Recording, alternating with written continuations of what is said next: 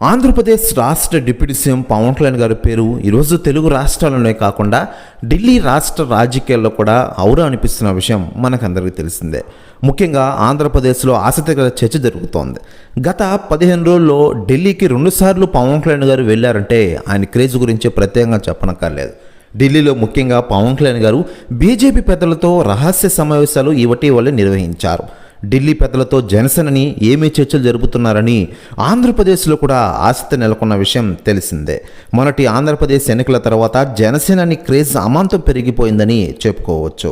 ఏపీలో కూటమి అధికారం రావడానికి పవన్ కళ్యాణ్దే ప్రధాన పాత్రని బీజేపీ గట్టిగా విశ్వసిస్తోంది. అప్పటి నుంచి పవన్తో బీజేపీ అత్యంత సన్నిహిత సంబంధాలు కొనసాగిస్తున్న విషయం మనకందరికీ తెలిసిందే. అప్పటి నుంచి పవన్ కళ్యాణ్ గారి పేరు మారుమోగుతున్న విషయం తెలిసిందే. దీంతో రాజకీయ నాయకులు స్పందిస్తూ ఉండగా తాజాగా ప్రియాంక గాంధీ గారు స్పందించారట. ఆమె మాట్లాడుతూ ఈరోజు ఆంధ్రప్రదేశ్లోనే కాకుండా దేశంలోనే రాజకీయ నాయకుడిగా పవన్ కళ్యాణ్ గారు వెలుగొందుతూ ఉన్నారు. పవన్ కళ్యాణ్ నిజంగా ఒక తుఫాన్. ప్రధాని మోడీ గారు చెప్పినట్టు ఇది నిజమే.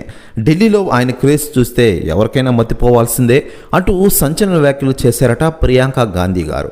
ప్రస్తుతం ఈ వ్యాఖ్యలు వైరల్ అవుతున్నాయి ఆంధ్రప్రదేశ్ రాష్ట్ర రాజకీయాల్లో. మరోవైపు ఇటీవల జరిగిన మహారాష్ట్ర ఎన్నికల్లో పవన్ బీజేపీకి ప్రచారం నిర్వహించిన విషయం విదితమే.